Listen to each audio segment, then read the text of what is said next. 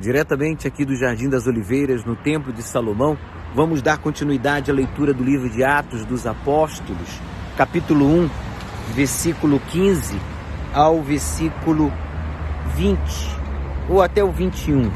Mas antes de o fazê-lo, se possível, feche os seus olhos, que Deus abra o nosso entendimento, para que possamos entender a sua boa, perfeita e agradável vontade, de forma que cada um venha dar muito fruto, como disse Jesus, muitos frutos, e esses muitos frutos venham se refletir no ganho de almas, começando pela nossa. E todos que creem e recebem esta oração, diga amém.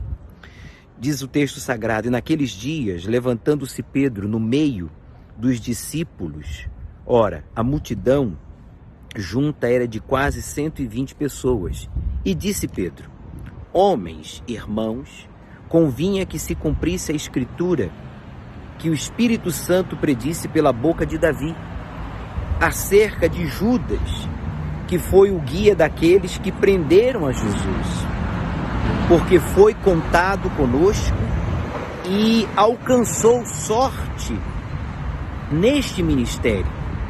Ora, este adquiriu um campo com galardão ou com o pagamento da iniquidade, e, precipitando-se, rebentou-lhe pelo meio, e todas as suas entranhas se derramaram.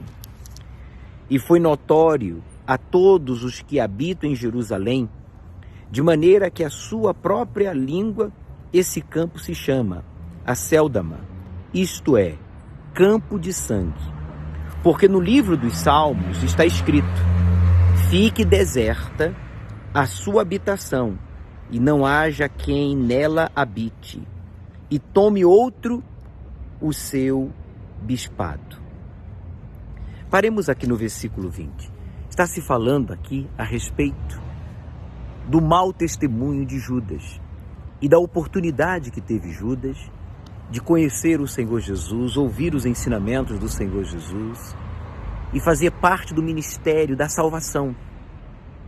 Mas, infelizmente, Judas, ele considerou mais as coisas deste mundo, ele decidiu servir a Mamon, que é o dinheiro, vendendo o Senhor Jesus por 30 moedas de prata, que era o preço de um escravo, quando o Senhor Jesus nunca foi escravo, mas se fez escravo, entre aspas, levando sobre si o que nos escravizava: o pecado, a iniquidade, a injustiça, o egoísmo, a maldade. E ele o fez voluntariamente para nos perdoar, para nos salvar. Já Judas, ele foi o guia, ele se deixou usar pelo mal para guiar os inimigos, quer dizer, os incrédulos, os religiosos, os mal intencionados, a prender o Senhor Jesus. E talvez você esteja se perguntando: o que isso tem a ver comigo? O que isso tem a ver conosco? Tem tudo a ver, porque eu posso ser um Judas, você pode ser um Judas, dependendo da decisão que você tomar, de obedecer ou não, de servir ou querer ser servido, de sacrificar ou de querer se vender, a exemplo de Judas. Ele fez a escolha de se vender ao invés de sacrificar, de se servir ao invés de servir, de obedecer, desobedecer ao invés de obedecer. E o que aconteceu com ele estava já profetizado pelo Espírito Santo através do rei Davi, que disse que um campo se compraria. E com aquele dinheiro, aquele campo seria chamado como o campo de desolação, quer dizer, o campo de sangue, aonde se enterraria os estrangeiros, onde se enterraria os indigentes, onde se enterraria pessoas que, infelizmente, não tiveram uma linhagem, um testemunho. Por isso diz o texto bíblico aqui que Judas, ele teve sorte neste ministério, mas ele não valorizou, não aproveitou. E isso tem acontecido com muitos que foram evangelizados, tiveram oportunidade de conhecer a palavra de Deus, de viver a fé, mas decidiram de forma voluntária em se excluir desse ministério. querendo ser servidos ao invés de servir, vendendo-se ao invés de sacrificar, desobedecendo ao invés de obedecer. Quem perdeu? Judas. Diz o texto sagrado que ele se precipitou nesse mesmo terreno em que ele comprou e que ele foi arrebentado, quer dizer, ao meio, e as suas entranhas foram expostas, quer dizer, as suas vísceras se derramaram. Quer dizer, Judas, ele cometeu o suicídio.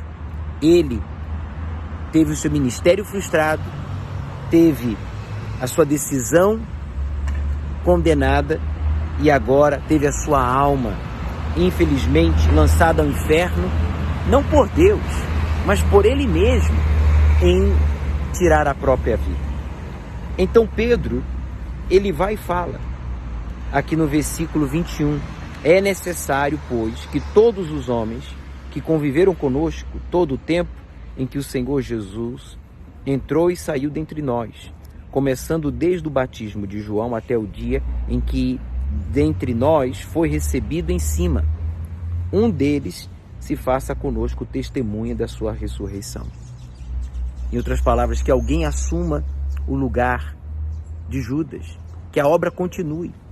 É doloroso, é triste a gente perder um companheiro de guerra, perder uma pessoa que você ajudou, evangelizou, sabe, que você se esmerou para ganhar para Jesus e de repente essa pessoa se volta contra você, se volta contra a palavra de Deus, se volta contra este ministério e se vende, deserta, se rende aos prazeres desta vida, vira a cabeça.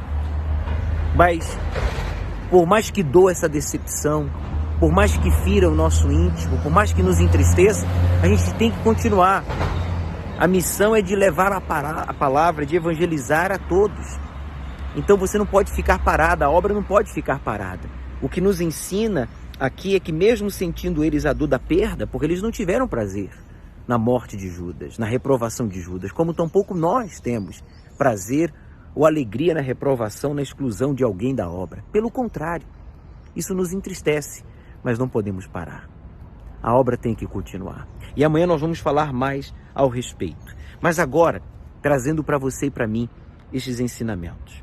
Averigue, faça uma avaliação dos pensamentos, sentimentos, de tudo que está acontecendo com você, dentro e fora, tentando lhe comprar, tentando lhe seduzir, tentando fazer você vender a sua fé, se render, blasfemar, sabe? Se entregar a um prazer que só vai lhe produzir dor e condenação. E seja forte e vença, seja o que for, porque Deus não permite que sejamos tentados além da nossa capacidade, força para vencer toda e qualquer tentação. Deus é com você e nós também. E sairemos mais fortes do que antes desta pandemia, deste isolamento social, desta recessão que todos nós estamos passando no Brasil e no mundo. Até amanhã.